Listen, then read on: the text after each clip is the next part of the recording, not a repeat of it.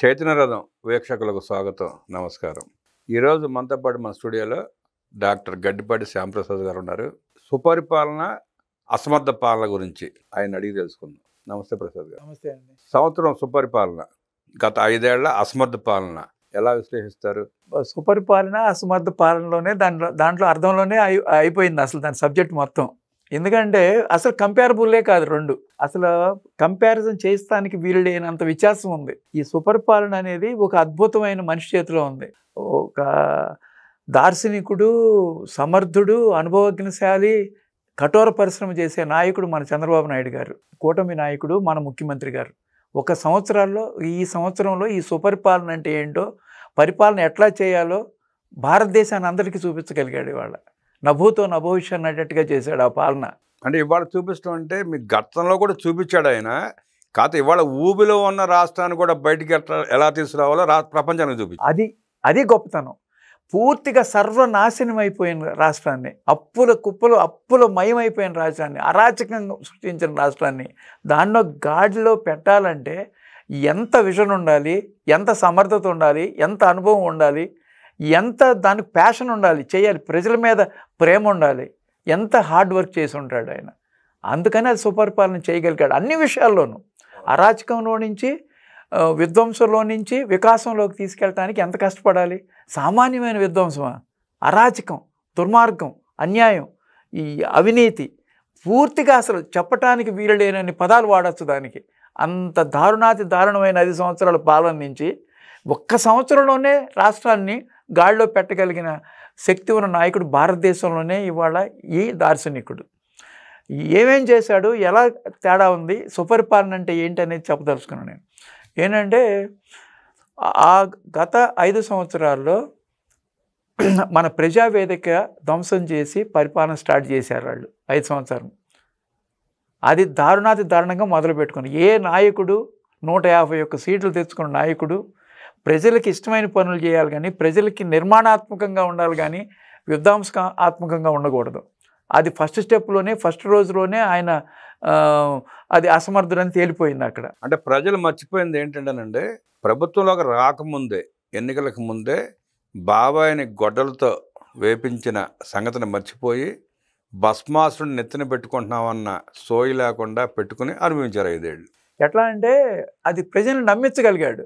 చంద్రబాబు నాయుడు గారు లాంటి వ్యక్తి అటువంటి పని చేశాడంటే ప్రజల్లో ఒక్కళ్ళు కూడా నమ్మరు అసలు. ఎందుకంటే ఆయన నిజంగా కూడా అలాంటివి చేయించిన నమ్మరు. నారాసుల వారి చరిత్రను రాసి చంద్రబాబు నాయుడు గారి చేతిలో గొడ్డలు పెట్టి సాక్షి పేపర్లో ఫుల్ షీట్ వేసాడంటే ఎంత దౌర్భాగ్యం. ప్రజలు నమ్మారు. ప్రజలు నమ్మారు. వాడు చెప్పేది మాయ మాటలు నమ్మాడు. వాడు అనే పదం వాడాల్సి వచ్చింది. మామూలుగా ప్రజావేదికలో ఏదో ఒక నాయకుడిని మనం ఆ వర్డ్ అనలేము, కానీ అతను గారుకి అర్హత లేని వ్యక్తి అనమాట. అంత దారుణంగా సొంత బాబాయిని చంపించారంటే అసలు అతను ప్రజా జీవితంలో ప్రజా నాయకుడు ఎలా సూటబుల్ అవుతాడని ప్రజలు ఆలోచించుకోవాలి. ఒక్క ఛాన్స్ ఇవ్వండి అంటే ఈ చంద్రబాబు నాయుడు గారి కంటే ఎక్కువ చేస్తాడేమో రాజశేఖర రెడ్డి గారి అబ్బాయి అనే ఉద్దేశంతో అతను గెలిపించారు. గెలిపించితే ఏం చేశాడు, విధ్వంసంతో మొదలుపెట్టాడు. పరిశ్రమలను ఒక్కదాన్ని కూడా తీసుకురాలి. తేడా ఏంటంటే దీనికి కూటమి ప్రభుత్వం వాళ్ళు ఒక సూపర్ 6 అని ఒక హామీలు ఇచ్చారు. వాళ్ళ యొక్క ప్రభుత్వంలో 5 సంవత్సరాల్లో అమ్మ ఒడి అనేది ఒకటి బాగా సక్సెస్ అయింది. అది కూడా మోసం. ఏంటంటే 2 పిల్లలకి అమ్మ ఒడి ఇస్తానని చెప్పి ఒక్కళ్ళకే అమ్మ ఒడి ఇచ్చాడు. అది రాను దాన్ని 15,000 నుంచి 13,000కి తీసుకెళ్ళాడు. అది కూడా 5 సంవత్సరాలు 3 సార్లు ఇచ్చాడు. 3 సార్లే, చివరి 3 సంవత్సరాలు ప్రచారంతో సక్సెస్ చేసుకున్నాడు తప్ప అవును వాస్తవంగా ఇచ్చింది లేదు, చేసింది లేదు. అవును. అది ఇప్పుడు ఈ ప్రభుత్వం వచ్చిన తర్వాత ఇప్పుడు సంక్షేమంలో మనం కంపేర్ చేద్దాం. 5 సంవత్సరాలకి 1 సంవత్సరానికి సంక్షేమంలో ఫస్ట్ పెన్షన్ 4,000 చేశారు చంద్రబాబు నాయుడు గారు. 3,000 నుంచి 4,000 వచ్చిన ఇమ్మీడియట్ ఫస్ట్ నెలలోనే ముఖ్యమంత్రి స్వయంగా వెళ్ళి వాళ్ళకి ఇచ్చాడనమాట. ఎవరైతే అర్హులో వాళ్ళకి పెన్షన్. ఆ అడ్మినిస్ట్రేషన్ అంతా 1వ తారీఖే జరిగిపోతుంది distribution. Almost 90 to 95% pensions first తారీఖే డిస్ట్రిబ్యూట్ చేస్తున్నారు. అదీగాక ఎరియర్స్ కూడా 3 నెలలు కలిపి ఫస్ట్ నెలలో 7,000 ఇచ్చారు. 65 లక్షల మందికి పెన్షన్ 4,000 రూపాయలు ఇవ్వటం అనేది భారతదేశ చరిత్రలో చాలా గొప్ప విషయం అనమాట. ఆ గవర్నమెంట్లో ఏం చేశారు, 2,000 నుంచి 3,000 తీసుకొచ్చాడు. కానీ 3,000 ఎప్పుడు ఇచ్చారు, 5 సంవత్సరాలు అయిన తర్వాత కానీ ఇవ్వలేకపోయాడు. అది తేడా. ఈయన ప్రామిస్ చేసినట్టు మొట్టమొదటి నెలలోనే ఇచ్చారు, వాళ్ళకి 5 సంవత్సరాలు పట్టింది పెన్షన్ స్కీమ్. అలాగే అమ్మఒడి ఇద్దరికి ఇస్తానని చెప్పి ఒక్కళ్ళకే ఇచ్చాడు, అది 3 సంవత్సరాలు ఇచ్చాడు. ఈయన అమ్మఒడి తల్లికి వందనం అనే పేరు మార్చి ఇంట్లో ఎంతమంది పిల్లలు ఉంటే అంతమంది, ఒక్కళ్ళు కానీ, ఇద్దరు కానీ, ముగ్గురు కానీ, నలుగురు కానీ 25 లక్షల మందికి అడిషనల్గా ఇచ్చారు. ఇప్పుడు వాళ్ళు 42 లక్షల మందికో ఎంతమందికి ఇచ్చారు సుమారుగా, ఇప్పుడు 67 లక్షలు ఇస్తున్నారు. దాంట్లో తేడా అది. వాళ్ళు అసలు గ్యాస్ సిలిండర్ పథకమే లేదు, అలాగే అన్నా క్యాంటీన్ నాశనం చేశాడు, జాబ్ క్యాలెండర్ లేదు, డిఎస్సి అనౌన్స్ చేశారు రాగానే, ఇప్పుడు డిఎస్సి పరీక్ష కూడా అయిపోతుంది, 16,000 మంది టీచర్ పోస్టులు అయిపోతున్నారు. అలాగే అన్నదాత సుఖీభవ 20,000 ఇస్తున్నారు. 20,000లో 6,000 రూపాయలు సెంట్రల్ గవర్నమెంట్, 14,000 స్టేట్ గవర్నమెంట్ ఇస్తున్నారు. అది 3 దఫాలుగా ఇస్తానని చెప్తున్నారు. అది కూడా రేపు 20వ తారీఖు అయిపోతుంది. తర్వాత ఆగస్టు 15 నుంచి స్త్రీలకు ఉచిత బస్సు సౌకర్యం ఇస్తున్నారు. ఆల్మోస్ట్ పింఛను, తల్లికి వందనము, అన్నదాత సుఖీభవ, గ్యాస్ సిలిండర్లు, అన్నా క్యాంటీన్స్, డిఎస్సి అన్నీ అయిపోతున్నాయి. ప్రామిసులు అని చెప్పింది చెప్పినట్టుగా ఇస్తున్నారు, చెప్పిన దానికంటే కూడా ఎక్కువ ఇస్తున్నారు. ఇప్పుడు తల్లికి వందనంలో ఫస్ట్ క్లాస్ చేరే అడ్మిషన్స్ అయిన తర్వాత ప్లస్ ఇంటర్మీడియట్ ఫస్ట్ ఇయర్ వచ్చిన వాళ్ళకు కూడా వాళ్ళ అడ్మిషన్స్ అయిన తర్వాత వాళ్ళని కూడా యాడ్ చేస్తారని చెప్పారు.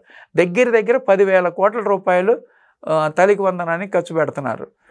అలాగే 1,500 రూపాయలు ఆడబిడ్డకి ఇస్తానని దాన్ని P4 విధానంతో లింక్ చేస్తున్నారు అనమాట. దాన్ని మోడాలిటీస్ వర్కౌట్ చేస్తున్నారు. అలాగే నిరుద్యోగ భృతిని ఏం చేస్తున్నారంటే స్కిల్ డెవలప్మెంట్తో లింక్ చేస్తున్నారు. స్కిల్ డెవలప్మెంట్లో వాళ్ళకి ట్రైనింగ్ అవ్వడానికి డబ్బులు తీసుకోకుండా ఫ్రీగా స్కిల్ డెవలప్మెంట్ చేస్తారన్నమాట నిరుద్యోగులందరికీ. అలాగే నిరుద్యోగం పోగొట్టడానికి 20 లక్షల ఉద్యోగాలు ఇస్తానన్నారు. 20 లక్షల ఉద్యోగాల్లో ఇప్పుడు already 9 lakhs crores investments already MOUs అయినాయి.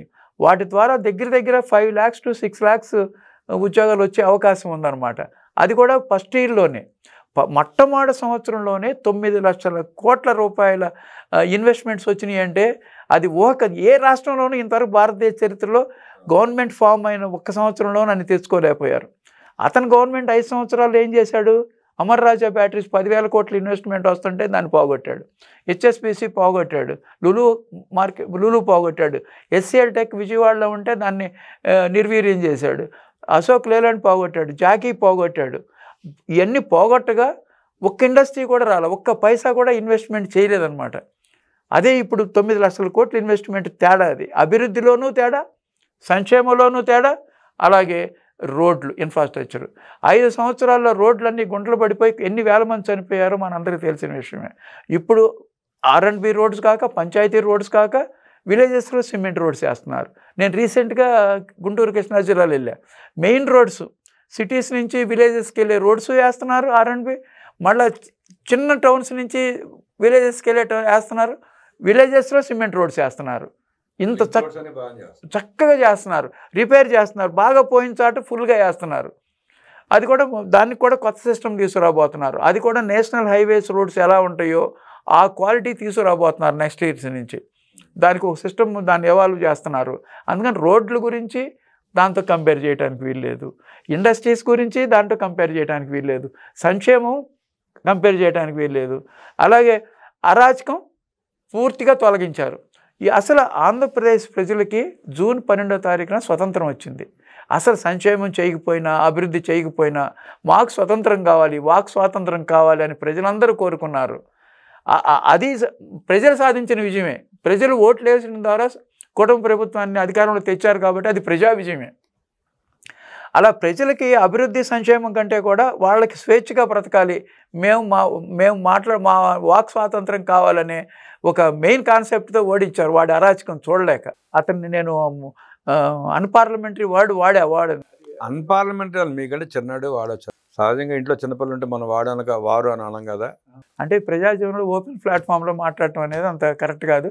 అయినా మనకు ఒకసారి 5 సంవత్సరాలు ముఖ్యమంత్రి చేశాడు, ఓ పార్టీకి అధ్యక్షుడు. కానీ అలాంటి పార్టీ మాత్రం భూస్థాపితం చేయటం మంచిదన్నమాట. ఎందుకంటే అతను గత 5 సంవత్సరాల్లోనూ దళితుల్ని హింసించాడు. ఒక డ్రైవర్ని డోర్ డెలివరీ చేశారు అంత కూడా వాళ్ళ MLCనే. వాళ్ళని వెళ్ళి పరామర్శించాల. ఏమి నేర్పుతున్నారు? కానీ చంపిన ఎమ్మెల్సీకి సన్మానం చేశాడు. సన్మానం చేసి పక్కనే కూర్చోబెట్టుకున్నాడు. అతన్ని పరామర్శించడానికి ఆ దళిత కుటుంబానికి వెళ్ళాడా? వెళ్ళా. సుధాకర్ కుటుంబాన్ని పరామర్శించాడా? అసలు కనీసం అడగల. అలాగే అమరావతి రైతులు అంత బాధపడుతుంటే ఒక్కరోజన్న మీ సమస్య ఏంటి మనం మాట్లాడుకుందామని ఒక్కరోజన్న వాళ్ళని చర్చలకు పిలిచాడా? ఏ రోజు నీ సమస్య ఏంటని అడగల. పిలవకపోతే పిలవకపోయాడు. తన గోండాలకి పోలీసు డ్రెస్లు వేసి కొట్టించాడు. అవును, బాలింతల్ని వాళ్ళకి రోడ్డు మీద భోజనాలు కూడా రోడ్ల మీద చేశారు. కనకదుర్గ గుడికి వెళ్తుంటే వెళ్ళని వాళ్ళ ఎస్సీల మీదకి వచ్చి పెట్టారు. నేను ఈ వీడియో ద్వారా చంద్రబాబు నాయుడు గారికి విన్నపించుకుని ఏదంటే ఇమీడియట్గా అమరావతి రైతుల మీద ఉన్న కేసులు మొత్తాన్ని రద్దు చేయటం మంచిది. వాళ్ళు ఇంకా బాధలు భరించలేరు. 5 సంవత్సరాలు బాధలు భరించారు. న్యాయస్థానానికి దేవస్థానం యాత్ర ఎంత కష్టపడి చేసుంటారు. నెల్లూరు జిల్లా వెళ్ళేటప్పటికి వాళ్ళకి కనీసం టాయిలెట్స్ కూడా ఉపయోగించుకోనివ్వకుండా చేశారు. అక్కడ అంత దారుణంగా అన్ని బాధలు పడ్డారు. 250 మంది చనిపోయారు. ఇప్పుడు ఇవాళ కూడా అమరావతి గురించి అబ్యూజ్ చేస్తున్నారు వాళ్ళు. నాడు అధికారం నుండి హింసలు పెట్టాడు, బాధలు పెట్టాడు. వాడు అధికారం కోల్పోయినా కూడా వాళ్ళని టార్గెట్ చేసి ఇబ్బంది పెడతారు. అవును, వాళ్ళని యాక్చువల్గా వాళ్ళకి ప్రయారిటీలో తీసుకుని ఈ సంవత్సరం అయిపోయింది గవర్నమెంట్ వచ్చి, ఎట్టి పరిస్థితుల్లో వాళ్ళ మీద ఉన్న కేసులన్నీ చట్టపరంగా ఉన్న కేసులు మొత్తం తీసేస్తేనే మంచిది అనమాట. ప్రజలందరూ కోరుకుంటున్నారు అది. యాక్చువల్గా ఈ కూటమి ప్రభుత్వం కదా ప్రజలకు కూడా చాలా బిగినింగ్ ఫస్ట్ 3-4 months విపరీతమైన వ్యతిరేకత వచ్చింది. ఎందుకంటే ఏంటి ఎవరిని అరెస్ట్ చేయరు, ఎంత బాధ పెట్టారు వీళ్ళందరిని అరెస్ట్ చేయరేంటి, ఎంత అసభ్య పదజాలం వాడారు, సభ్య సమాజం సిగ్గు తెచ్చుకునే భాష వాడారు అందరూ. అటువంటి వాళ్ళని ఎందుకు అరెస్ట్ చేయట్లేదని ఫస్ట్ 3-4 నెలలు బాగా తెలుగుదేశం కార్యకర్తల్లోనే ఒక విధమైన ఇది వచ్చిందనమాట. చంద్రబాబు గారి మీద ఎంత ప్రేమ ఉన్నా సరే మీరు ఎందుకు చేయట్లేదని అడిగారు. మీకు మొదట్లో అడిగింది అందుకనే. అరాచక పాలన సుపరిపాలన అనుకున్నాం మనం. సుపరిపాలన అంటే సుపరిపాలన ఇలాగా ఉంటుంది. అరాచక పాలన అంటే ఏమీ లేకుండా అరెస్ట్ చేసి లోపలేస్తారు, హింసిస్తారు, బయటికి పంపిస్తారు. అది కాదు కదా ప్రజలకు కావాల్సింది. ప్రజలు కోరుకునేది అది కాదు కదా. సుపరిపాలన చేస్తా అక్రమార్కుల్ని దుర్మార్గుల్ని శిక్షించాలి. మీరు చెప్పింది ఒప్పుకుంటాం, చట్ట ప్రకారం వెళ్తున్నాడు ఆయన. కానీ చట్ట ప్రకారం వెళ్ళినా కానీ వ్యవస్థల్లో కొంత లీనియన్స్ కనపడుతుంది. ఎందుకంటే వాళ్ళు సుప్రీంకోర్టుకి వెళ్ళి బెయిల్ తెచ్చుకునే వరకు కూడా అవుతున్నారు కొంతమందిని అరెస్ట్ చేయకుండా. మన పార్టీ ఆఫీసు ధ్వంసం చేసిన, సెంట్రల్ పార్టీ ఆఫీస్ ధ్వంసం చేసిన కేసులో కానీ, పేర్ని నాని బియ్యం కేసులో కానీ వాళ్ళు కోర్టుకు వెళ్ళి బెయిల్ తీసుకొచ్చే వరకు వాళ్ళని పోలీసులు ఏం పట్టించుకోవట్లా. పెద్దిరెడ్డిని ఏం పట్టించుకున్నారు ఇంతవరకు? ఎన్ని కేసులు ఉన్నాయి? 1000 పైన 1000-2000 కేసులు. ఇందాక మీరు అన్నారు రాజశేఖర రెడ్డి గారి అబ్బాయి కాబట్టి ఒకసారి గెలిపించారు, ఒక ఓటు చేద్దాం అంటున్నారు అన్నారు. మరి ఆ రాజశేఖర రెడ్డి ఆనాడు ఆంధ్రప్రదేశ్ పబ్లిక్ సర్వీస్ కమిషన్లో కొంతమందిని అక్రమంగా నియమించి పెంచి పోషించి ఇవాళ వ్యవస్థలో వాళ్ళు ఉండబట్టే ఇలా జరుగుతున్నాయి. రాజశేఖర రెడ్డి గారే ఈ గవర్నమెంట్లోనే యాక్చువల్గా ఐఏఎస్లు అందరూ అరెస్ట్ అయ్యారు కేవలం ఆయన పరిపాలనలో. ఆయన పరిపాలనలోనే గంజాయి మొక్కలు నాటాడు. ఆ గంజాయి మొక్కలు పెద్దయ్యాయి. ఇప్పుడు వ్యవస్థలను భ్రష్టు పట్టేస్తున్నాయి. ఆడ తండ్రి ఏమో ఐఏఎస్లను అరెస్ట్ చేయించాడు, కొడుకేమో ఐఏఎస్లు ఐపీఎస్లు ఇద్దరిని అరెస్ట్ చేయించాడు అనమాట. వాళ్ళకి ముందే తెలుసు గవర్నమెంట్ జరిగేటప్పుడే చాలామంది వార్నింగ్ ఇచ్చారు వాళ్ళకి. మీ నాన్నగారి గవర్నమెంట్లో ఐఏఎస్లు అందరూ జైల్లో ఉన్నారు, నువ్వు ఎన్ని చేయబాకండి ఐఏఎస్లకి ఐపీఎస్లకి చాలామంది చెప్పారు. తర్వాత మీరు లైన్లో జైలుకి వెళ్ళాల్సిన అవకాశం ఉంటుంది, చేయొద్దని చెప్పినా సరే మరి వాళ్ళందరూ అలాంటి కార్యక్రమాలన్నీ చేశారు వాళ్ళు. ఇవాళ ఆంజనేయులు గారి హెల్త్ బాగాలేదంటే మీ బెయిల్ ఇచ్చారు, మధ్యంతర బెయిల్ ఇచ్చారు, హైదరాబాద్ తీసుకొచ్చినట్టున్నారు, 14 days బెయిల్ ఇచ్చారు. అంత కర్మ ఏం పట్టింది ఆయనకి? ఆయన జైలుకి వెళ్ళే ముందో జైలుకి వెళ్ళిన తర్వాత ఉండవల్లి అరుణ్ కుమార్ వెళ్తే సరదాగా 10 రోజులు గడపటానికి వచ్చాడు ఎగతాళిగా నవ్వుతా. మరి వాడు అంత దిగజారిపోయి ఎందుకు మాట్లాడుతున్నాడు? చూడండి, కర్మ వాళ్ళు చేసిన కర్మ వాళ్ళు అనుభవించి తీరాల్సిందే. వాళ్ళు తప్పు చేసిన ఎంతో ప్రెస్టీజియస్గా బతకాల్సిన వాళ్ళు ఐఏఎస్ ఐపీఎస్ అంటే అందరూ గౌరవించే పరిపాలన చేసేదే వాళ్ళు. ప్రజలందరూ గౌరవిస్తారు. ఆ గౌరవాన్ని వాళ్ళు చేసే కార్యక్రమాల మీద ఆధారపడి ఉంటుంది. వాళ్ళు తప్పుడు కార్యక్రమాలు చేస్తే ఆవిడ సినీ నటిని అట్లా చేయటం అనేది ఎంత దారుణమైన విషయం కదా అది. అసలు వాళ్ళు ఇన్వాల్వే అవ్వకూడని విషయం అది. అసలు ఏదైనా ఆ ఐఏఎస్ అంటే ఐఏఎస్లోనే ఉండాలండి. సినీ నట సామాన్యుడా రైతు అని కాదు. ఆ వ్యవస్థను కాపాడాల్సిన బాధ్యత ఐఏఎస్ల మీద ఉంది. వాళ్ళ సెక్షన్స్ ప్రకారమే నడవాలి. ఇలా జగన్మోహన్ రెడ్డి లాంటి వాళ్ళకి లొంగిపోయి వాళ్ళు ఇచ్చే బిస్కెట్లు కక్కుర్తి పడితే కుక్క బతుకులు అవుతాయి ఆఖరికి. ఇంకా ఎందుకంటే ఇప్పుడు సునీల్ కుమార్ని ఇంకా అరెస్ట్ చేయలేదు, సస్పెండ్ కూడా చేశారో లేదో తెలీదు. సస్పెన్షన్లో ఉన్నాడు. ఆయన ఎందుకు ఆ త్రిపుల్ ఆర్ కేసులో అరెస్ట్ చేయట్లేదు, అదొకటి. పెద్దిరెడ్డిని అరెస్ట్ చేయట్లేదు, రోజాని అరెస్ట్ చేయట్లేదు, కొడాలి నానిని అరెస్ట్ చేయట్లేదు, ద్వారంపూడి అరెస్ట్ చేయట్లేదు, అంబటి రాంబాబుని అరెస్ట్ చేయట్లేదు, పేరు నానిని అరెస్ట్ చేయట్లేదు. ప్రజలందరూ ఆ విషయంలో మాత్రం చంద్రబాబు గారి దగ్గర అసంతృప్తిగా ఉన్నారు. అరెస్ట్ చేయని పేర్లు చెప్పారు, అరెస్ట్ అయిన పేర్లు చెప్పండి. చెప్పాం, అది వంశీ, ఆంజనేయులు, ఏదో పిచ్చి పిచ్చి ఆడిన ఎంపీ నందిగం సురేష్, తర్వాత బోరగొడ్డ అనిల్. నందిగం సురేష్ ఎంపీ అండి. అవును, ఎంపీ. ఆయన ఎంపీ అంటే ఏ క్వాలిటీ ఆఫ్ ఎంపీ? ఎంపీ పదవికే ఏదైనా ఎంపీ. ఇప్పుడు జగన్మోహన్ రెడ్డి సీఎం అయినట్టే అతను ఎంపీ అయ్యాడు. కర్మ కాకపోతే ఏం చేస్తాం చెప్పండి. అట్లాగే పిన్నెల్లి రామకృష్ణారెడ్డి అరెస్ట్ అయ్యాడు, కాకాని గోవర్ధన్ రెడ్డి అరెస్ట్ అయ్యాడు. మిత్రం ఇన్వెస్టిగేషన్ జరుగుతాయి, ప్రాసెస్ జరుగుతూ ఉంది. ఎవ్వరు ఎక్కడ తప్పించుకోలేదు. కూడా అరెస్ట్ అయ్యాడు, హిందూపూర్ అతను కూడా, అతని పేరు గోరంట్ల మాధవ్. అందరూ అరెస్ట్ అవుతారండి. ప్రొసెస్ జరుగుతూ ఉంది. మనకు వ్యవస్థలో ఉన్న సిబ్బంది తక్కువ. ఇప్పుడు వీళ్ళందరినీ అరెస్ట్ చేయాలంటే, లోపల వేయాలంటే జైలు కట్టాలి, ఇంకొక 10,000 మంది పోలీసులు రిక్రూట్ చేస్తారు. ప్రజలందరూ ఎప్పుడు సంతృప్తి పడతారంటే ఆంధ్రప్రదేశ్ జైలు అన్ని వీళ్ళతో నింపేసి చాలాగా హైదరాబాద్ తీసుకెళ్ళి కూడా పెట్టాలి. మీరు జైల్లో పెట్టినా మళ్ళీ ప్రజల సొమ్ముతోనే వాళ్ళ పొట్టలు నింపాలి. అది కూడా లేటెస్ట్గా ఏమంటున్నారంటే, మేము చేస్తాము, 2 నెలలు జైల్లో ఉంటాము, బెయిల్ ఇస్తారు, వస్తాము, చేస్తామంటున్నారు, కానీ రిలీజ్ అవట్లే వాళ్ళు. అదే పిఎస్ఆర్ ఆంజనేయులు కూడా అట్లాగా అన్నాడు కదా, వల్లభనేని వంశీ కూడా అట్లాగా తొడలు కొట్టాడు కదా. ఇవాళ ఏమైపోయింది? ఇప్పుడు జైలుకి వెళ్ళక ముందు ఎవరన్నా ఎన్నైనా మాటలు మాట్లాడతారు, ఎన్ని ఫోజులైనా కొడతారు. ఒకసారి లోపలికి వెళ్ళి బయటకు వచ్చినాక తెలుస్తుంది. వాళ్ళ అనుభవాలు అడిగితే చెప్తారు లోపల ఎట్లా ఉంటుంది ఏంటనేది. చంద్రబాబు నాయుడు గారు వాళ్ళు ఏమంటున్నారు, నా పార్టీ వాళ్ళు తప్పు చేసినా నేను శిక్షిస్తానని వాళ్ళు ఇందాక ఇంటర్వ్యూలో చెప్తున్నాడు ఆయన. ఎందుకంటే అది సుపరిపాలన అండి. ఆయన స్పష్టంగా చేసి చూపించాడు కదా. ఆ మధ్య భారతిరెడ్డి గారిని ఎవరు విమర్శించాడని చెప్పి టీడీపీ కార్యకర్తను సస్పెండ్ చేసి ఇమీడియట్గా 24 గంటలు అరెస్ట్ చేయించి బెయిల్ కూడా రాకుండా చేశారు కదా. అది ఎగ్జాంపుల్. అది ఎగ్జాంపుల్గా తీసుకుని మన అమరావతిలో అతను అబ్యూజ్ చేశాడు కదా జర్నలిస్టు కృష్ణరాజు విత్ కొమ్మినేని శ్రీనివాసరావు గారి ఇంటర్వ్యూలో. ఇప్పుడు అదే కదా ప్రజెంట్ ఇష్యూ నడుస్తుంది కదా, ఇద్దరిని అరెస్ట్ చేశారు. అంత దారుణాతి దారుణ విషయం చెప్పటం ఎందుకో, మరి ఆ లాంగ్వేజ్ ఏంటో, ఎందుకు అంత కసి అమరావతి అంటో. ఇది మన రాష్ట్రమే కదా, మన రాష్ట్రం అభివృద్ధి చెందుతుంటే. మీరు చూస్తే కొమ్మినేని శ్రీనివాసరావుకు, కృష్ణరాజుకు అమరావతి మీద, ఆంధ్రప్రదేశ్ మీద, ప్రజల మీద కసి కాదు. జగన్మోహన్ రెడ్డి ఇచ్చి కూలికి పనిచేస్తున్నారు వాళ్ళు. ఆ కూలి డబ్బులు కక్కుతుపడి దిగజారిపోయి మాట్లాడుతున్నారు. కాకపోతే కొమ్మినేని శ్రీనివాసరావుకి ఆ వయసులో అంత కక్కుతుపడి కుక్కలాగా పనిచేయాల్సిన అవసరం కూడా ఏమీ లేదు. అంటే కాపలా కుక్క, ఇంటి కుక్క అంటారు కదా, ఆ స్థాయికి దిగజారి పనిచేయవసరంలా.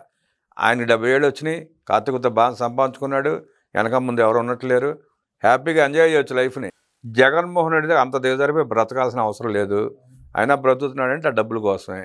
మొన్న అంటున్నాడు మళ్ళీ ఈ వీడియో ఇది అయిపోయిన తర్వాత, ఏముందో చిన్న మాటకి ఎంత చేస్తున్నారు ఏంటి, ఒక చిన్న మాటకి ఎంత చేస్తున్నారు, మిగతా ఛానల్స్ వాళ్ళు ఎక్కువసేపు అన్నారు ఆ మాటని అని మొన్న సపోర్టివ్గా ఒక వీడియో చెప్పాడు అరెస్ట్ చేయకముందు. అదే వాదించమండి, హైకోర్టులో తెలుస్తుందిగా. జడ్జి కూడా చాలా సీరియస్ అయ్యాడు ఆయన గురించి. నువ్వు యాంకర్వి, నువ్వు ఇమీడియట్గా కట్ చేయాల్సిన అవసరం ఉంది, నువ్వు కట్ చేయకపోగా నువ్వు ఎంకరేజ్ చేసావు అని జడ్జి డైరెక్ట్గా అడిగాడు. సుపరిపాలన గురించి బాగా వివరించారు. ఇక అసమర్థ పాలన, అరాచక పాలన, మద్యం స్కామ్ని ఎట్లా చూస్తారు, 30,000 మంది ప్రాణాలను పొట్టను పెట్టిన జగన్మోహన్ రెడ్డికి ఏం చెప్పదలుచుకున్నారు మీరు? ఇక మద్యం గురించి మాట్లాడంటేనే ఎంతసేపు అయినా మాట్లాడచ్చు. అతను ఏం చెప్పాడంటే మద్యపాన నిషేధం చేస్తానని ఒక ప్రామిస్ చేసి అధికారంలోకి వచ్చాడు. అది పూర్తిగా ఆ ప్రామిస్ని దొంగలో దొక్కాడు. మద్యపాన నిషేధం చేయకపోగా మద్యం, నాసిరకం మద్యం పెట్టుకుని దాని రేట్లు పెంచి అమాయకమైన ప్రజల యొక్క ఆరోగ్యాలు చెడగొట్టాడు. ఎంతమంది చనిపోయారు, ఎంతమంది ఆరోగ్యంతో ఇబ్బంది పడుతున్నారు ఇప్పటికీ ఉన్నారనమాట. ప్రతి తాగుబోతులు అనకూడదు, తాగేవాళ్ళు ప్రతి ఒక్కళ్ళు అతనికి యాంటీగా ఓటేశారు. ఎందుకంటే అతను చేసిన దుర్మార్గం, డబ్బులు తీసుకో, 200 తీసుకో, 300 తీసుకో అని ఆరోగ్యంతో చెలగాటలాడి ఒక నాసిరకం మద్యాన్ని నమ్మి క్యాష్తోనే డిజిటల్ ట్రాన్సాక్షన్ ఒక 600 కోట్లతో చేసి 1,00,000 కోట్లలో మిగతా అంత క్యాష్తో చేశాడంటే ఆ క్యాష్ ఎక్కడికి వెళ్ళింది, ఏమైంది అనేది అఫీషియల్గానే పార్లమెంట్లో కృష్ణదేవరాయలు గారు 4,000 కోట్ల రూపాయలు మద్యం పాలసీలో మద్యం కుంభకోణంలో పోయింది అని చెప్పారు. ఇప్పుడు మద్యం కుంభకోణంలో ఎంతమంది జైల్లో ఉన్నారో మనం చూస్తూ ఉన్నాం. నెక్స్ట్ మద్యం కుంభకోణంలో జగన్మోహన్ రెడ్డి కూడా జైలుకి వెళ్ళే అవకాశం ఉందని అందరూ అనుకుంటున్నారు. ఇప్పుడు ఈ మధ్య భారతీ సిమెంట్స్లోకి 800 కోట్ల రూపాయలు ఏదో అక్రమంగా వచ్చిందని చెప్పి ఈడీ కేసు రిజిస్టర్ చేసింది. ఆ భారతీ సిమెంట్స్ యజమానిగా భారతిరెడ్డి ఉంది. ఆమె మీదకి ఆ కేసు వెళ్ళే అవకాశం ఉందో, దాన్ని కూడా జగన్మోహన్ రెడ్డి నెత్తి మీద వేసుకుంటాడంటారా? అసలు జగన్మోహన్ రెడ్డి మీద ఎత్తున వేసుకున్నా వేసుకోకపోయినా ఉపయోగం లేదండి. ప్రజల్లో అందరిలో ఏ విధమైన ఇది వచ్చేసిందంటే జగన్మోహన్ రెడ్డిని ఈడీ కానీ సిబిఐ కానీ ఏమీ చేయలేరు అనేది ఒక వచ్చేసింది. అవినాష్ ఎందుకు అదే అర్థం కావట్లేదు. ఎందుకు జగన్మోహన్ రెడ్డి మీద సిబిఐ అసలు ఏం టచ్ చేయట్లేదు, ఈడీ అసలు టచ్ చేయట్లేదు. అన్ని అటాచ్మెంట్స్ ఉన్నాయి కదా ఈడీ వాళ్ళు. ఇవాళ దాని గురించి కేసు ప్రొసీడ్ అవ్వదు, కోర్టుకు హాజరవ్వడు, అన్ని డిశ్చార్జ్ పిటిషన్స్ వేసుకుంటారు. అంటే రాష్ట్రంలో అంటే ఆనాడు రాజశేఖర రెడ్డి నియమించిన అధికారులు ఉన్నారు కాబట్టి ఇవాళకి కాపాడకుండా వస్తున్నారు కొన్ని వ్యవస్థల్లో. సిబిఐ ఈడీలో రాజశేఖర రెడ్డి నియమించిన వాళ్ళు ఎవరు లేరుగా. రాజశేఖర రెడ్డి అని కాదండి, అతను సంపాదించిన 43,000 కోట్లు సిబిఐ ఛార్జ్ షీట్ వేసిన 43,000 కోట్లు అంటే ఇండియాలో ఎవరికి ఉన్నాయి అఫిషియల్గా? అంత రిచెస్ట్ పర్సన్ అతను. అంత మనీతో ఎవరిని పడితే వాళ్ళని పర్చేజ్ చేస్తున్నారు అనేది మాత్రం ప్రజలందరూ అనుకుంటున్నారు. చర్చ ఉందంటారా? బాగా చర్చ ఉంది. అంటే వ్యవస్థల్లో కొంతమంది డబ్బులతో కొనుక్కుని మేనేజ్ చేసుకుంటాడని చర్చ జరుగుతుంది. ఎందుకు జగన్ అరెస్ట్ చేయట్లేదు? అన్ని కేసులు ఉన్నాయి. 11 సంవత్సరాల నుంచి అతను డిశ్చార్జ్ పిటిషన్స్తో బతుకుతున్నాడు. ఎందుకు కోర్టుకి ట్రయల్స్కి రావట్లేదు? ఇవాళ ఈ రోజుకి ఎందుకు పిలవట్లేదు అతన్ని? అసలు చంద్రబాబు నాయుడు గారు కూడా ఆ కేసుల గురించి ఎందుకు మాట్లాడట్లేదు?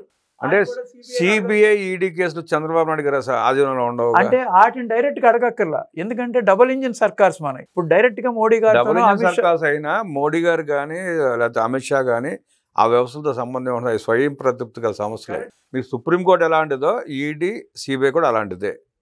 వాటిలో జోక్యం చేసుకోలేరు కదా వీళ్ళు. జోక్యం అంటే ఏంటి? పైనుంచి కన్సర్న్ హోమ్ మినిస్టర్ ఎంతవరకు వచ్చిన కేసులు మీరు ఎందుకు సరిగ్గా చేయట్లేదు? ఇప్పుడు అవినాష్ రెడ్డి ఉన్నాడు, కర్నూలు హాస్పిటల్ అరెస్ట్ చేయడానికి వెళ్తే అరెస్ట్ చేయలేకపోయారు. సిబిఐ అసమర్థత లేకపోతే ఏంటది? ఇందాక మీరు చెప్పారు కదా కొనుక్కుంటున్నా డబ్బులు పెట్టి అని చెప్పి. అలా కొనుక్కున్న వాళ్ళు ఆ వ్యవస్థలో కొంతమంది ఉండొచ్చు కదా. మరి 5 సంవత్సరాల నుంచి 6 సంవత్సరాల నుంచి ఈ కేసు రన్ అవుతుంది. వివేకానంద రెడ్డి కేసు ఎన్నిసార్లు పాపం ఆమె సునీతారెడ్డి ఎంతమంది దగ్గర తిరిగింది? ఢిల్లీ దాకా తిరుగుకుంటూ వచ్చి ఒక ఆడపడుచు తిరుగుతుంటే సెంట్రల్ గవర్నమెంట్కి అర్థం కాలేదా? సెంట్రల్ గవర్నమెంట్ దగ్గరికి వెళ్ళి వాళ్ళందరినీ కూడా రిక్వెస్ట్ చేసి వచ్చింది. మరి ఆ కేసుని ఏంటో దాన్ని అట్లా వదిలిపెట్టేశారు. ఎంతమంది చనిపోయారు మధ్యలో? ప్రజలు కూడా అట్టాగా వదిలేశారు, అలా గెలిపిస్తున్నారు వాళ్ళని. ఇప్పుడు ఆవిడ మా నాన్న చనిపోయాడు, మా నాన్న చంపిన పలానా వ్యక్తులు అని చెప్పి స్పష్టంగా చెప్పింది, అనేక మీటింగ్లో చెప్పింది.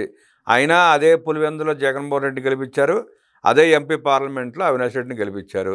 ఇంకా న్యాయానికి రోజులు ఎక్కడ ఉన్నాయి? అంటే ప్రజలు వదిలిపెట్టేయచ్చు, ప్రజలు ఎవరి పనులు వాళ్ళు ఉండి, వ్యవస్థలు వదిలిపెట్టకూడదు. ఒక క్రిమినల్ ప్రజల్లో మార్పు వస్తే వ్యవస్థలో ఆటోమేటిక్గా మార్పు వస్తుంది. ప్రజల్లో మార్పు రాకుండా వ్యవస్థలో మార్పులు వచ్చే అవకాశం లేదుగా. అది కరెక్టే, కానీ ప్రజలు మరి కావాలని మంచి కూటమి ప్రభుత్వాన్ని తెచ్చుకున్నారు. వాళ్ళు బోల్డ్ ఎక్స్పెక్ట్ చేశారు. ఈ సంవత్సరంలో మొత్తం అందరినీ జైళ్ళన్నీ నింపాలని ఎక్స్పెక్ట్ చేశారు. జైళ్ళని అన్నీ నింపలేదు. గ్రాడ్యువల్గా కొంచెం అర్థం చేసుకుంటున్నారు, చట్ట ప్రకారం వెళ్తున్నారు, ఇన్వెస్టిగేషన్ జరుగుతున్నాయి, సిస్టమేటిక్గా అరెస్టులు చేసుకుంటూ వెళ్తున్నారని కొంత నమ్మకం వచ్చింది కొంతమందిని అరెస్ట్ చేసిన తర్వాత.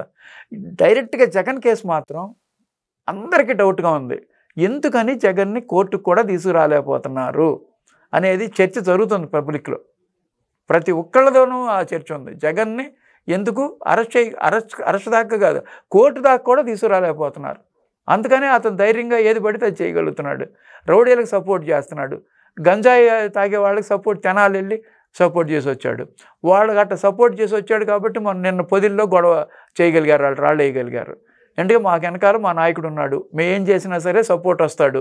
ఆయన రౌడీలకు సపోర్ట్ చేస్తా ప్రజా జీవనంలో శాంతి లేకుండా చేస్తున్నాడు. ఒక రాజకీయ పార్టీ నాయకుడు అలా చేయకూడదు కదా. మన రాష్ట్రం, మన ప్రజలు సుఖశాంతుల్లో బతకాలంటే ప్రశాంతంగా ఉండాలి. అలాంటి వాళ్ళని ఎంకరేజ్ చేయకూడదని. మీకు ఆంధ్రప్రదేశ్లో జగన్మోహన్ రెడ్డి వ్యవహార శైలి, జగన్మోహన్ రెడ్డి చేసే రాజకీయం, అతని ఉద్దేశం స్పష్టంగా అర్థమవుతుంది. మరి ప్రజా ఉద్యమాలు ఎందుకు చేయట్లేదు వాళ్ళు? ఇప్పుడు అతను వచ్చి రౌడీ బ్యాచ్ని ఎంకరేజ్ చేస్తున్నాడు, గంజాయి అమ్ముకునే వాళ్ళకి సపోర్ట్ చేస్తున్నాడు, కూనీకోరుల్ని హత్యలు చేసే వాళ్ళని సమర్థించుకుంటూ వస్తున్నాడు, భూదోపిడీ చేసే వాళ్ళని కాపాడుకుంటున్నాడు. అలాంటి మనిషిని వీళ్ళు తమ రాష్ట్రంలోకి ఎందుకు రానిస్తున్నారు? ఎందుకు అడ్డగించలేకపోతున్నారు? ఎందుకు ప్రొటెక్ట్ అడ్డగించారు కదండి. అడ్డగిస్తేనే కదా 11 సీట్లకు వచ్చింది. ప్రజలందరూ కలిసి అతన్ని అట్టడుగు తీసుకెళ్లిపోయారు. అడ్డగించడం అంటే 5 సంవత్సరాలకు ఒకసారి కాదు. అతను వచ్చి ప్రతిరోజు నిత్యం అబద్ధాలు చెప్తా అంటే వెంట కూర్చుంటే రోజు వచ్చి అబద్ధాలు చెప్తాడు. కరెక్టే, కానీ అది ప్రజా జీవనంలో ఒక గత 20-30 సంవత్సరాల నుంచి ఈ ఉద్యమాలు చేసే నేచర్ తగ్గిపోయింది ప్రజల్లో. యూత్ అంతా అమరావతి రైతులు 1680 రోజులు చేశారు ప్రశాంతంగా, మౌనంగానే. జగన్మోహన్ రెడ్డి పాలనలోనే చేశారు. ఇవాళ చేయడానికి ఇబ్బంది ఏముంది? అంటే అది ఒక పర్టికులర్ ప్లేస్లో అమరావతి ఉంది. అమరావతి రైతులు బాగా ఇబ్బంది పడ్డారు కాబట్టి ఒక యూనిటీగా వెళ్ళారనమాట. ఇది స్టేట్ అంతా స్ప్రెడ్ అయింది. అతను ఒక మర్డర్ చేసినా 10 మర్డర్లు చేసినా ఒకటే. 43,000 కోట్లు స్కామ్ చేసినా ఒకటే, 1000 కోట్లు స్కామ్ చేసినా ఒకటే. అందుకని అతను విచ్చలవిడిగా ఏదైనా చేయగలుగుతున్నాడు. ఇతరుడికి ఏదైనా చేయగలుగుతున్నాడు. మళ్ళీ రెండోసారి ముఖ్యమంత్రి 10 లక్షల పైన కోట్లు దోచుకున్నాడు. 10 లక్షల కోట్లకు పైనే మళ్ళీ వచ్చి ఇంకో 10 లక్షల కోట్లు దోచుకుందామని చూస్తున్నాడు. అంటే వదిలేస్తారా? 2.0 అని పెట్టాడు కదా, దాని హెడ్డింగే 2.0. ఇప్పుడు ఇంకా సుపరిపాలనలో చెప్పాల్సిన నేను మర్చిపోయాను. నేను వాళ్ళ పరిపాలన, అసమర్థ పరిపాలన, ఇసుకలో కార్మికులందరినీ పట్టుకొట్టారు. ఎన్నో వందల మంది చనిపోయారు కార్మికులు. ఇసుక ఉచితంగా ఇస్తున్నారు గవర్నమెంట్. అది చాలా మేజర్. పార్టీ కూడా చెప్పుకోవట్లా మేము ఇసుక ఉచితంగా ఇస్తున్నాం అనేది చాలా మేజర్ చేంజ్ అది. అలాగే మద్యము హై క్వాలిటీ. ఆ ఇసుక ఉచితంగా ఇచ్చాడని చెప్పి 2014-19 మధ్యలో మన జగన్మోహన్ రెడ్డి చంద్రబాబు గారి మీద కేసు కూడా పెట్టాడు. ఉచితంగా ఇసుక ఇవ్వటం ఏంటని. ఉచిత ఇసుకలో స్కామ్ జరగటం ఏంటి? దాని మీద అట్లా ఇది తీసుకొచ్చాడు. దానికి ఏదో మోడాలిటీస్, అతను ఏదైనా వర్కౌట్ చేయగలడు. మీకు నరకాసురుడు తెలుసు, హిరణ్యకశిపుడు తెలుసు. వీళ్ళిద్దరూ జగన్ రెడ్డిని ఎవరితో పోలుస్తారు? ఇద్దరు కలిపితే అది ఎవరో అతను అనమాట. వాళ్ళిద్దరు కలిపితే జగన్ రెడ్డా? మీరు జగన్ రెడ్డి పేరు మీ నోటి తనలేకపోతున్నారు ఎందుకనో? అంటే భయంగా ఉంది. ఇంకా భయం కాదు, అనవసరమైన సబ్జెక్ట్. ఎందుకంటే ఇక అతని గురించి ప్రజలు మర్చిపోవాలి. పద్దాగా అతను టచ్ చేసుకుంటా అతని గురించి మాట్లాడుకోవటం వేస్ట్. నేను ఉన్నాను మిమ్మల్ని వదలని చెప్పి ఓ స్త్రీ రేపురా అని చెప్పి చిన్నప్పుడు డోర్ల మీద రాసేవాళ్ళు. ఓ స్త్రీ రేపు అనేసి ఓ జగన్ రెడ్డి రేపురా అని రాసే పరిస్థితికి వచ్చారు ప్రజలు ఆఖరికి. ఎవరంటే యాంటీ సోషల్ ఎలిమెంట్స్ ప్రతి ఊళ్ళోనూ ప్రతి నియోజకవర్గంలో ఉంటారు. వాళ్ళందరూ కలిసి ఒక గ్రూపు, ఆయన గ్రూప్ వాళ్ళు వాళ్ళని రూపుమాపితే కానీ పూర్తిగా వ్యవస్థలు సరేవు. అది చంద్రబాబు నాయుడు గారు ఇందాక ఇంటర్వ్యూలో చెప్తున్నారు. ఈ గంజాయికి అలవాటు పడిన వాళ్ళని మనం మార్చలేము, వాళ్ళకి జన్మ అంతే, వాళ్ళు ఎట్లా బిహేవ్ చేస్తారో ఎవరూ చెప్పలేము అని ఇందాక జస్ట్ 1 hour బ్యాక్ మనం ఎర్రగడ్డ హాస్పిటల్కి వెళ్ళాము. నిలవరించలేకపోతే కాళ్ళకి చేతులకు బేడీలు సంఖ్యలు చైన్లు వేసి ఆ డోర్లు కట్టేస్తారు. అట్లా కట్టేయచ్చు వాళ్ళని. గంజాయికి అలవాటు పడిన వాళ్ళని వాళ్ళని మానిపించడం అట్లా చాలా ఈజీ, అది కష్టమేం కాదు. ఒక జైలు కట్టించే వాళ్ళకి కాళ్ళకు గొలుసులు వేసి కిటికీలకు డోర్లు కట్టేస్తే ఎక్కడికి వెళ్తారు వాళ్ళు? అంటే కాన్స్టిట్యూషన్ ఒప్పుకోదు. ఆయన చట్ట ప్రకారం చేయమంటారు చంద్రబాబు నాయుడు గారు. అన్ని చట్ట ప్రకారం వెళ్తే అవన్నీ కుదరవు.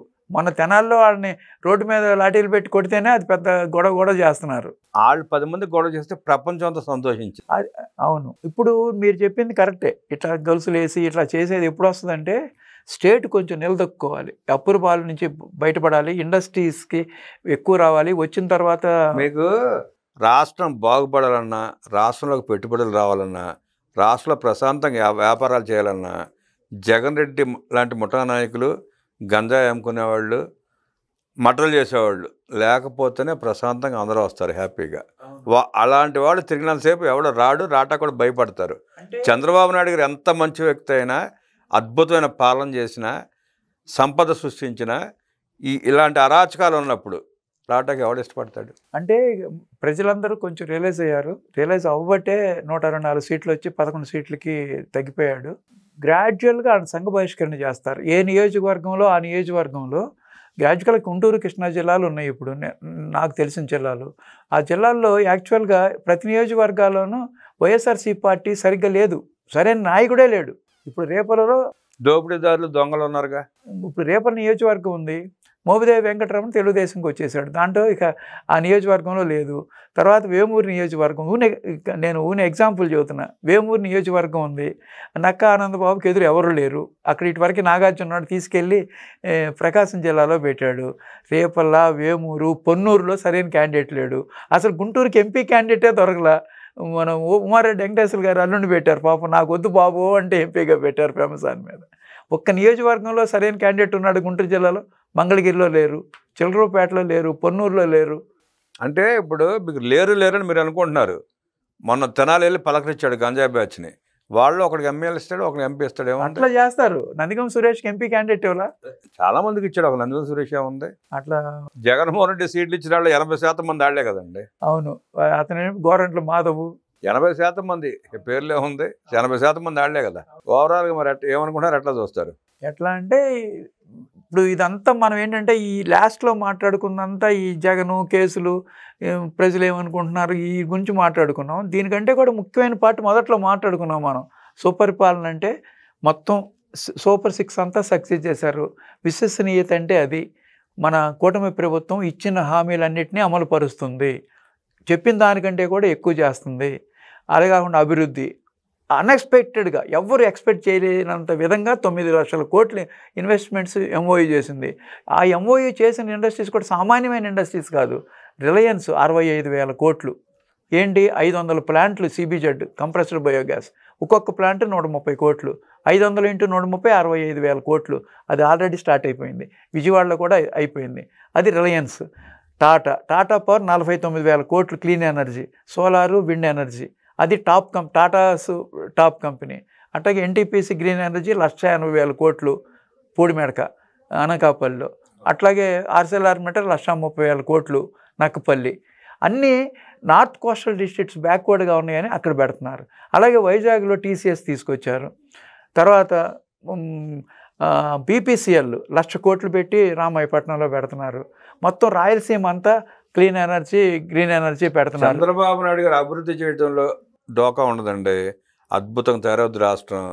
రేపు క్వాంటమ్ వ్యాలీ జనవరిలో స్టార్ట్ అవబోతూ ఉంది. క్వాంటమ్ ర్యాలీ స్టార్ట్ అవుతుందనే రాష్ట్ర రూపురేఖలు మారిపోతాయి. దాంట్లో సన్మానం చేస్తాం లేదు.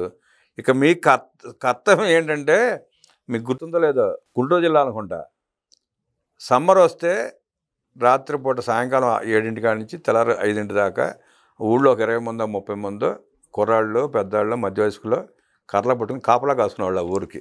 అవునా? దొంగలు రాకుండా. గుర్తుందా మీకు? కరెక్ట్. దాన్ని కంపేర్ చేస్తున్నారు. రాష్ట్రం మన కాపలా కాయాలి. గుర్తుంది కదా. అట్లాగే ఏ ఊరికి ఆ ఊరు ఆనాడు దొంగల నుంచి రక్షించుకుంటే ఆ గ్రామాన్ని ఎలా కాపలా కాశారో, అట్లా ఇవాళ కూడా ఆ ఊళ్ళో ఉన్న బ్లేడ్ బ్యాచ్లను, గంజాయి బ్యాచ్ను, విధ్వంసకారులను తరిమేయడానికి అలాంటి బ్యాచ్లుగా తయారై కాపాడుకోవాల్సిందే తప్ప, లేదంటే ఎలక్షన్లు వస్తాయి ఓట్లు వేస్తామంటే జరిగే పని కాదు. మీరు చెప్పింది నిజమే, కానీ ఊళ్ళల్లో జనం లేరండి. అందరూ US వెళ్ళిపోయి ఎడ్యుకేట్ అయిపోయి బాగా చదువుకుని హైదరాబాదు, బెంగళూరు, ఢిల్లీ కంట్రీలో పెద్ద పెద్ద ఉన్నవాళ్ళందరూ ఏంటంటే ఏజ్డ్ పీపుల్ వస్తున్నారు. ఇప్పుడు చంద్రబాబు నాయుడు గారు ఏమంటున్నారు, పాపులేషన్ పెంచాలనేది. అందుకనే ఓల్డ్ ఏజ్ పీపుల్ ఎక్కువ పాపులేషన్ అయిపోతుంది. అందుకు యూత్ వస్తే కానీ కంట్రీ డెవలప్ అవుతుంది. ఆయన ఉద్దేశం ఏంటంటే డెమోగ్రఫీ. ఈ డెమోగ్రఫీ మీద ఆయన కాన్సన్ట్రేట్ చేస్తున్నాడు. ఇప్పుడు ఎవరైనా సరే, ఇటువరకు 2 పిల్లలు ఉంటే 3 పిల్లలు ఉంటే మీకు ఎలిజిబిలిటీ లేదు, కంటెస్ట్ చేస్తానికి అన్నారు కదా. ఇప్పుడు 2 పిల్లలు లేకపోతే ఎలిజిబిలిటీ తీసేస్తానని ఇందా చెప్తున్నాడు. చెప్పేది ఎట్లా ఉందంటే, మళ్ళీ అందరూ పిల్లలను కానీ వాళ్ళు పెద్దాడు అయ్యేదాకా జగన్ రెడ్డి అరాచకాలను భరిస్తామన్నట్టు ఉంది. అప్పుడు భరిస్తారా? అప్పుడేముండదు. ప్రజల్లో మొన్న రియలైజేషన్ వచ్చింది కాబట్టి 2024లో అతన్ని పూర్తిగా పారద్రోలారు, తిరస్కరించారు. 11 సీట్లు వచ్చినాయి అంటే ఏంటి, ప్రజల్లో తిరుగుబాటు వచ్చింది. 11 సీట్లు చెప్తారు, బాగానే ఉంది. 11 వచ్చినాయి, 11 కుదేశారు. రాజకీయ సమాధి అయితే చేయలేదు కదా, నడుస్తూనే ఉంది కదా. నేను అందుకే అందే, ప్రతి గ్రామానికి ఒక 20 మంది ముఠాగా ఏర్పడి అరాచకం పారద్రోలాలని చెప్పి. ఇప్పుడు చూడండి, ఇప్పుడు 1 ఇయర్ గురించి మనం విశ్లేషించాము. సుపరిపాలన ఎట్లా ఉందో చెప్పాము. మనకే తెలిసింది, అనుభవించే వాళ్ళకి తెలుస్తుంది కదా. పెన్షన్ తీసుకునే వాళ్ళు ఎవరైనా సరే 4,000 ఆయన సమర్థిస్తారు. ఎవరైనా తల్లికి వందనం ఇంట్లో 2 పిల్లలు, 3 పిల్లలు, 4 పిల్లలకి ఇస్తున్నారు కదా, వాళ్ళందరికీ సపోర్ట్ చేస్తారు. సంక్షేమం పూర్తిగా ఆయన అనుకున్నట్టుగా ఇచ్చాడు కాబట్టి ప్రజల్లో తృప్తి వస్తుంది అనమాట. అటువంటప్పుడు ఇటు రౌడీ ఎలిమెంట్స్ని ప్రజలే తిరస్కరిస్తారు. అన్నీ ప్రజలకి ఏం హామీ ఇచ్చారో అన్నీ అతనికంటే చాలా ఎక్కువ ఇస్తున్నారు.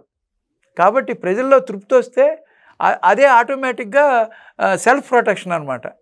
ఫైనల్గా జగన్మోహన్ రెడ్డి గురించి ప్రజలకు ఏం చెప్పదలుచుకున్నారు?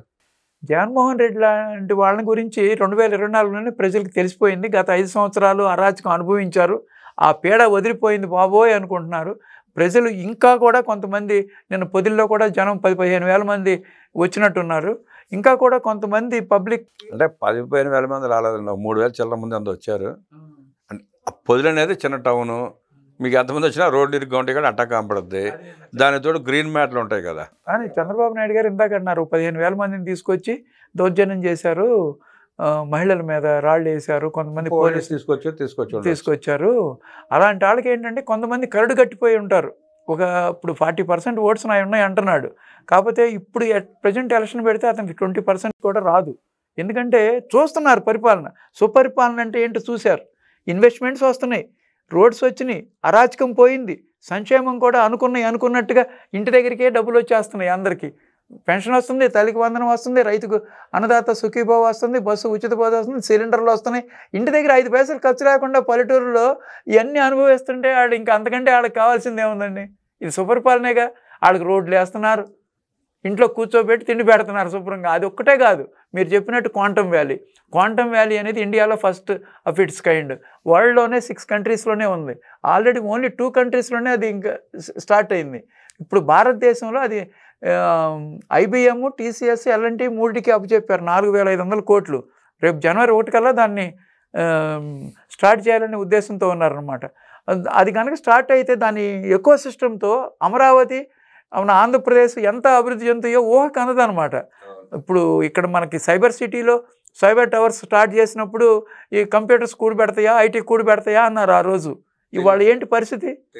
ఎప్పుడు బస్సు ట్రైన్ ఎక్కనాళ్ళు ఫ్లైట్లో తిరుగుతున్నారు, ఎప్పుడు బస్సు కూడా ఎక్కనాళ్ళు. మరి ఎంత ఎకానమీ పెరిగింది? అది ఫ్యూచరు విజన్ ఉంది కాబట్టి ఆయన క్వాంటమ్ తీసుకొచ్చాడు, ఆయన క్వాంటమ్ కంప్యూటింగ్. అది సామాన్యమైన విషయం కాదు క్వాంటమ్ వ్యాలీ పెట్టడం అనేది. ఆయన విజన్కి అది ఒక ఇదనమాట, ఉదాహరణ. అదేగాక ఎడ్యుకేషన్, హెల్త్ మొత్తం అమరావతిలో ఉంటుంది. All India institute of medical sciences ఉంది, రేపు బసవతారకం క్యాన్సర్ హాస్పిటల్ వస్తుంది, తర్వాత LV ప్రసాద్ ఐ ఇన్స్టిట్యూట్ వస్తుంది, ESI హాస్పిటల్ వస్తుంది, అలాగే ఆల్రెడీ విట్ ఉంది, SRM ఉంది, అమృత ఉంది, NID ఉంది, ప్లస్ XLRI వస్తుంది, బిట్స్ పిలానీ వస్తుంది. ఎడ్యుకేషన్ అండ్ హెల్త్ సెంటర్ అయిపోతుంది పూర్తిగా. ఆల్రెడీ ఆర్టిఫిషియల్ ఇంటెలిజెన్స్ యూనివర్సిటీ, గూగుల్కి 143 ఏకర్స్ ఇచ్చారు. ఒకటేంటి అసలు అసలు మనకి ఆ అభివృద్ధి చూస్తుంటే కళ్ళు నిండిపోతున్నాయి. అసలు 2-3 ఇయర్స్ అయ్యేటప్పటికి బేసిక్ స్ట్రక్చర్ అయిపోయిన తర్వాత అప్పుడు మనం మాట్లాడుకోవాలి. హిరణ్యకశిపుడు, నరకాసురుడు కలిస్తే ఇద్దరు రూపం తీసుకుని ఒకటిగా పుట్టాడు జగన్మోహన్ రెడ్డి. ఆ జగనాసురుడి బాధ నుంచి రాష్ట్రాన్ని విడిపించుకుంటామని విశ్లేషించిన శ్యాంప్రసాద్ గారికి ధన్యవాదాలు తెలియజేస్తూ నమస్కారం.